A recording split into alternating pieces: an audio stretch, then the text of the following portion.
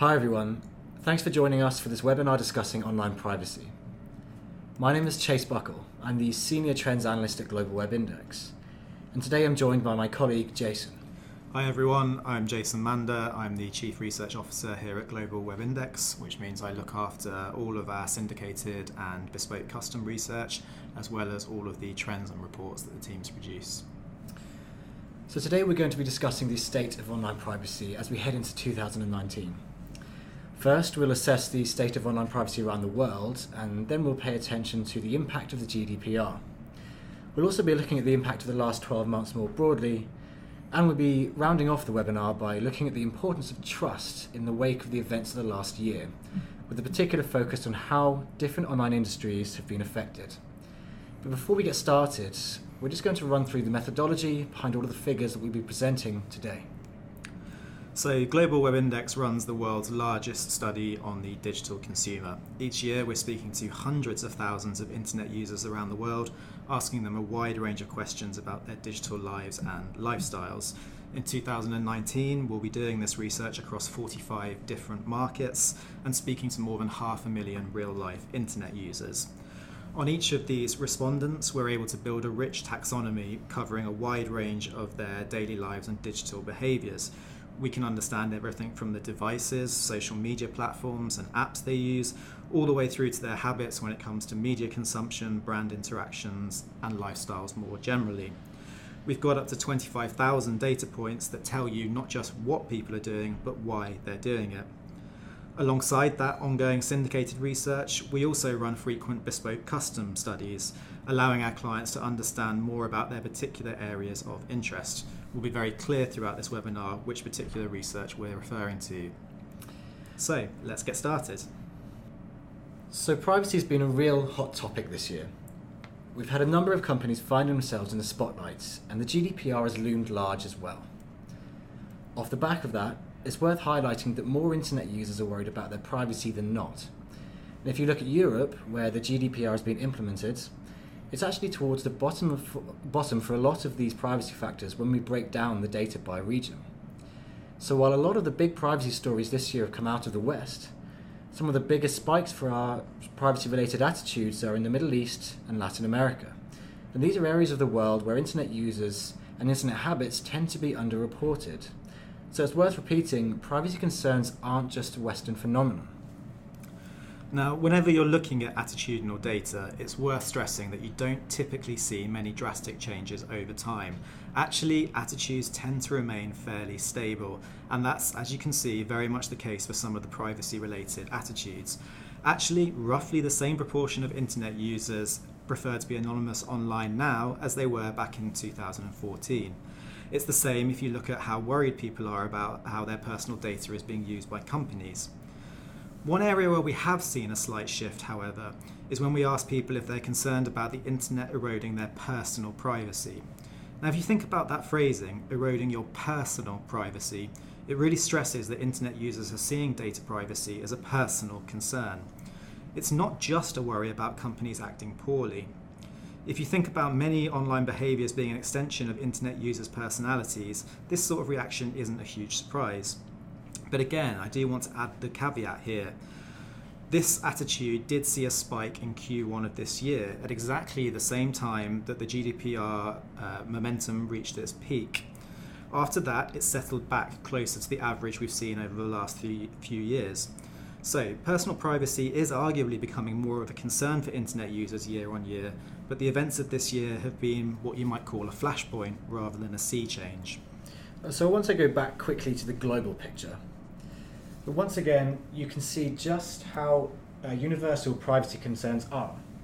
Our privacy conscious segment is built from the attitudes we've just mentioned, and when we rank our tracked markets, the UK and US aren't even in top 10. Colombia and Mexico are at the top, where 3/4 of internet users consider themselves as privacy conscious. It can't be stressed enough how much of a global phenomenon these sorts of worries are. That's right, but the attitudes are just one part of the picture we need to look at. When we look at what consumers actively do to protect their privacy in different world regions, we can see that Europe and North America are bottom of the pile again. And it's worth saying that this isn't being driven by other contextual factors which often make a large contribution. If we were to compare world regions looking just at 16 to 34s, then it's the same story. If we were to look at the device preferences people have when they get online, it's the same again. Quite simply, emerging markets are more proactive about their privacy than internet users in the West. Thanks, Jason. So if we look at the top 10 countries for privacy actions, it really doesn't matter which of those privacy measures from the last slide we looked at, whether it's deleting cookies or using VPNs, it's nearly always Asian and Latin American markets in the lead. And one of the advantages the Asia-Pacific region specifically has about this is the easy access to privacy tools, like, for example, the UC browser, which blocks ads by default. But in some ways, you could argue that legislation hasn't quite caught up with the expansion of their internet populations, so users feel that they have to take action themselves. Let's not forget that internet users are still in a minority in places like Indonesia and India. Concerns with the online space, while important, don't necessarily affect as many people in Western markets. There are new laws in the pipeline, though. In Indonesia and India, new protection laws are in the process of being drafted. And as in many other places, both countries are borrowing heavily from what the GDPR has introduced this year as their new guidelines. Now, for those of you who still find the whole talk of GDPR a bit confusing, the General Data Protection Regulation, or the GDPR, is a legal framework that is designed to improve the rights of individuals in relation to their data. Put more simply, it means every company needs to protect the personal data and privacy of EU citizens and be open and transparent about how data is being collected, processed, and stored. It covers all companies that deal with the data of EU citizens, so it affects businesses on a truly global level. Typically, so far, we've known that consumers have privacy concerns but haven't always known how to manage their online privacy. The GDPR takes this concern away from consumers and puts the onus onto businesses. Put another way, it helps consumers respond to the concerns that they're so willing to express. That's right, and since its introduction in May of this year, we've seen an unprecedented shift in the way we think about data and privacy. There have been widespread changes across the board affecting a number of industries such as advertising, technology, banking and medicine, just to name a few. And it's forced these kinds of companies to confront and reevaluate what's at stake with data collection and processing. It's safe to say that the GDPR has been a centre stage for businesses and consumers this year. So if we look at the UK specifically, how are people's attitudes towards GDPR at the moment? Well, when we ran a survey earlier this year, back in May, we found that 3/4 of digital consumers in the UK believed the GDPR would have a positive impact. Fast forward 5 months and it's a very different story. Now, just 30% of people feel that GDPR has had a positive impact on their day-to-day internet usage, and this is largely consistent across age brackets and gender. Overall, this suggests that people may be experiencing what you might call GDPR fatigue or frustration. We can see that the majority of people feel that GDPR has actually had no impact, and that tallies very much with the uncertainty people have around how effective they feel the GDPR has been in protecting their data. We'll touch on both the uncertainty and fatigue with GDPR in more detail in a second. I suppose it is worth saying that even if the positive sentiment towards the GDPR has dipped since May, 30% is not an insignificant number and suggests that for this group, the GDPR has been a very welcome addition. Well, one of the biggest advantages of the GDPR for consumers is the ability for them to hold companies accountable and to have greater control over their data, such as the ability to access and delete their data, for example. Now, the GDPR essentially shifts the balance of power and control in favour of consumers like we've never seen before. So since the introduction of the GDPR, consumers are constantly bombarded with a wide range of privacy notices, consent boxes and a host of other GDPR-related information online. And we're starting to see some frustrations come to the surface for consumers. The main cause of frustration for over 40% of people is lengthy privacy policies and notices. And the inability to opt out at all is also an issue. And with websites forcing users to accept their terms and conditions, and the need to give consent to multiple websites also arises problems too. So we can see from our data that men and women share these frustrations. But women in particular are more frustrated by lengthy privacy policies than men, so 47% versus 39% respectively. Now, when we asked people how effective they feel the GDPR has been in protecting their data, almost half were undecided. So, consumers seem to be lacking the transparency they need from companies. In fact, almost 40% of people feel there's not enough clear information about what companies are doing with their data, and just over 1 in 4 say they found out that websites want to use their data in ways that might be unexpected. So, in that context, it's not a big surprise that consumers are feeling uncertain. The GDPR might have set out to put consumers first, but there still appears to be more work left to do to help them feel comfortable and in control. The GDPR might have had the right intentions, but so far it hasn't been enacted in the way that we need to see. Companies need to manage the delicate balance of showing their dedication in protecting consumers' privacy, while at the same time maintaining the same level of customer experience they always have. Thanks, Jason. So we're now going to turn our attention to the US and the UK, and we're going to look at consumers' current feelings towards data privacy in light of everything that's happened over the last year. So we can see from our data that almost 3 in 4 consumers in these markets say that they're more aware of how companies collect and use their personal information online than they were 12 months ago. But it's really interesting here because consumers in the US are more likely to agree with this than the UK. And this is probably because of the US consumers have been particularly affected by the privacy scandals that are still widespread in the media. And it's also likely that the GDPR has also increased this awareness given the attention it's received in the US. But this increased awareness of how companies collect and use data online has done little to ease concerns about online privacy more generally. Quite strikingly in our data, we can see that 70% of internet users in the UK and US are now more concerned about their online privacy than they were 12 months ago. And it's telling that less than half say they feel in control of their personal data online, putting this significantly below other options. Well, let's explore a little deeper into the top 2 attitudes towards privacy by age. So what I'm talking about here is the attitude of I am more aware of how companies collect or use my data than 12 months ago, and also the I feel in control of my personal data online. So we can see that awareness of how companies collect and use their data peaks at almost 80% for people aged 35 to 44, with the lowest awareness at just over 60% for 45 to 54-year-olds. But still, a vast majority of people across all age groups are more aware now than they were 12 months ago. But the really big issue here is the significant inconsistencies in people who feel in control of their personal data.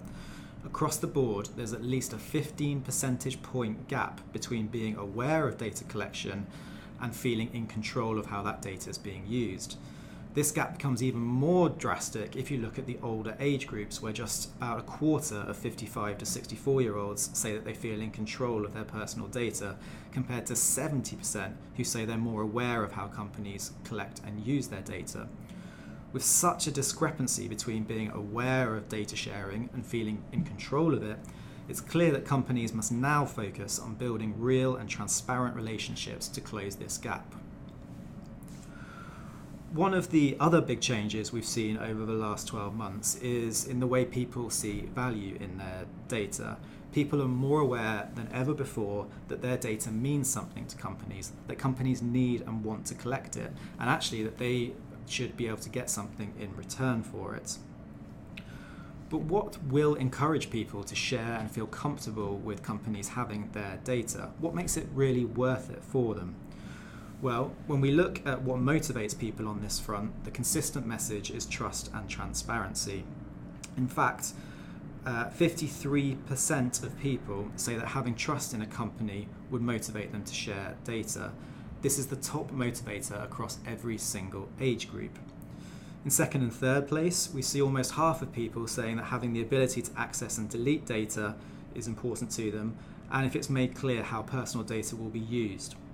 Again, this reinforces the need that people have to feel in control of their personal information and underlines how trust and transparency should be forming the basis of developing and maintaining real relationships with real consumers.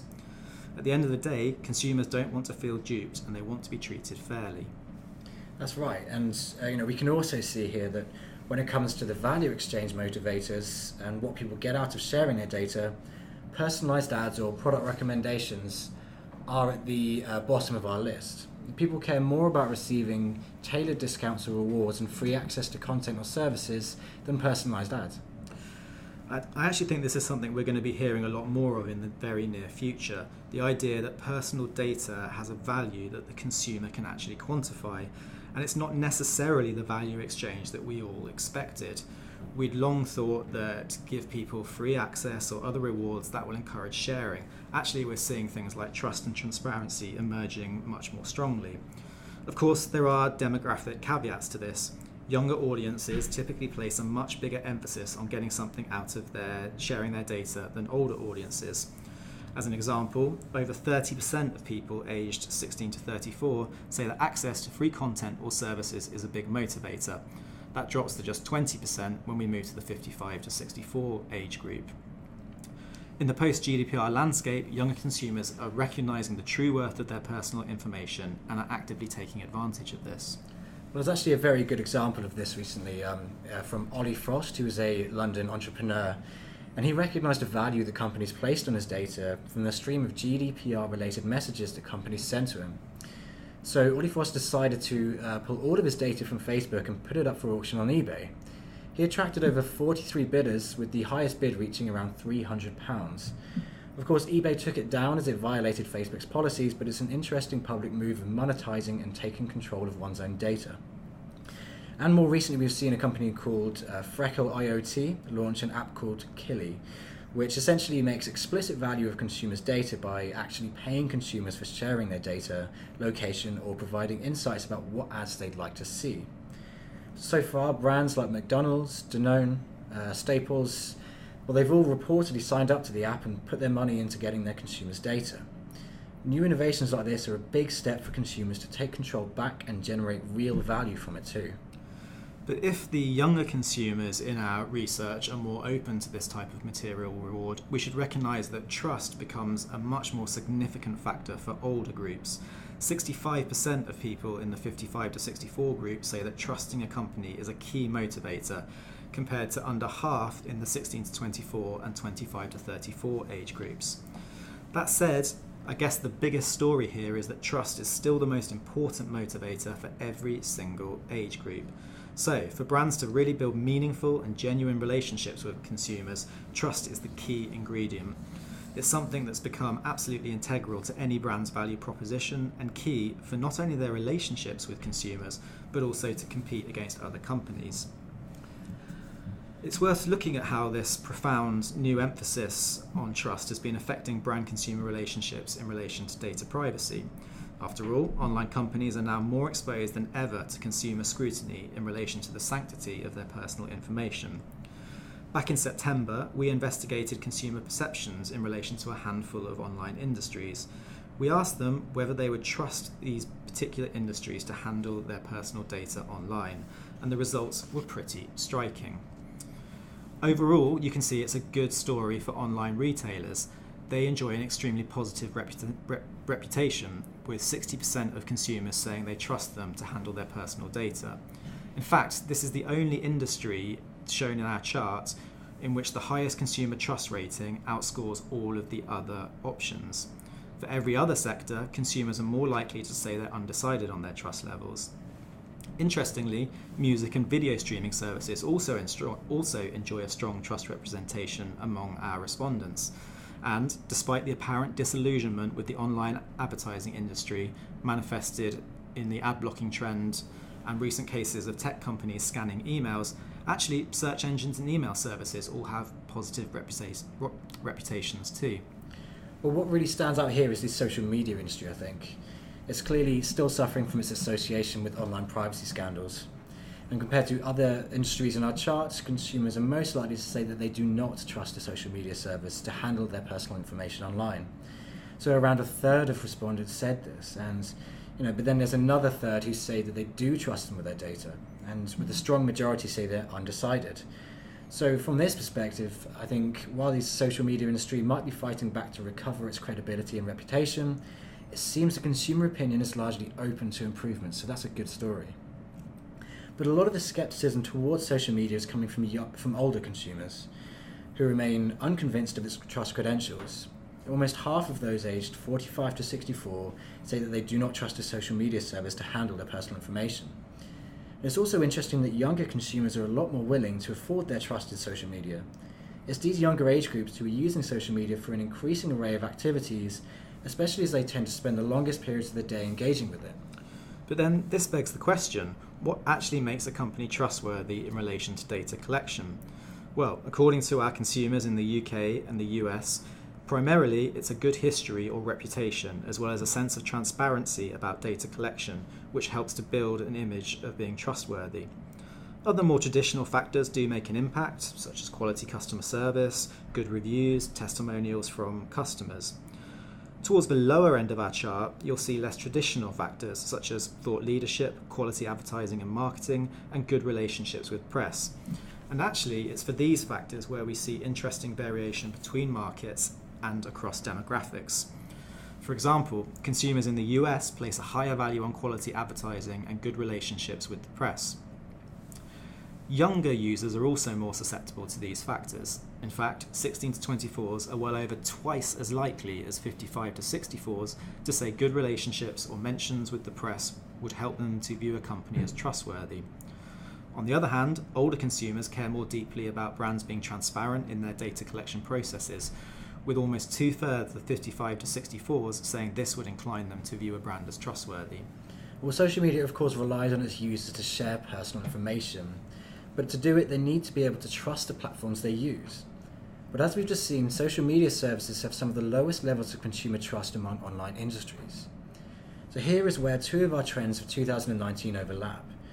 One of our other trends for next year is the idea of anti-social social media, whereby social media users retreat more from personal sharing, and concerns over privacy play a big role in this. So as part of our research into the changes in social media, we carried out another research study surveyed earlier this year in September. In this research study, we found that in the UK and US, just over 60% of internet users aged 25 to 34 said that they'd made a conscious effort to reduce their daily time spent on social media in the last 12 months. That's a pretty big chunk of the online population turning away from social media. The numbers decrease by age, which is most likely because older age groups spend less time on social media to begin with, and so they don't have as much time to reduce in the first place. But that's pretty interesting when we think back to the fact that older consumers are more reserved about social media's trust credentials. Clearly, although they're more skeptical, this hasn't inclined them to disengage from social media in the same way as it might have done for younger age groups. Elsewhere, for some internet users, spending less time on social isn't enough. They feel the need to eliminate their presence on it completely. Strikingly, one of the most interesting findings we had from the survey was that 3 in 10 internet users say they have deactivated a social media account in the past 12 months. Now, of course, today's internet users are multi-networkers, so disabling one account doesn't necessarily mean they're withdrawing from social media in totality, but still, there's a hefty part of the online population making drastic changes to their social media behaviours. And that brings us to the why. Well, out in the lead is what you might call social media fatigue, where users aren't interested in seeing personal content anymore. Yeah, and though there were some pretty fascinating gender differences for this one as well. And they helped shed light on the data privacy concerns too. So for women, data and privacy concerns weren't a priority in getting them off of social media. It was second bottom on their list of reasons to deactivate an account. But we look over to men, it was right at the top. We asked elsewhere in a survey why social media was so important to them in the first place. And for women, social factors were a much bigger driver for them to use social media. But one thing we can conclude definitively from this is that privacy concerns are making an impact on online industries. In some cases, those concerns are encouraging people to turn away from social media. And with this in mind, we can see how, as we go forward, gaining and retaining consumer trust is a vital commodity for brands. We're used to companies getting an advantage by having the latest features or the best prices, but increasingly, trust from consumers in relation to data and privacy is a vital part of the mix as well. So thanks everyone for listening. For any further questions, don't hesitate to reach out to either Jason or myself. Our contact details are displayed on the screen now, and you can also find out more about Global Web Index at our website globalwebindex.com. Thanks very much, and goodbye.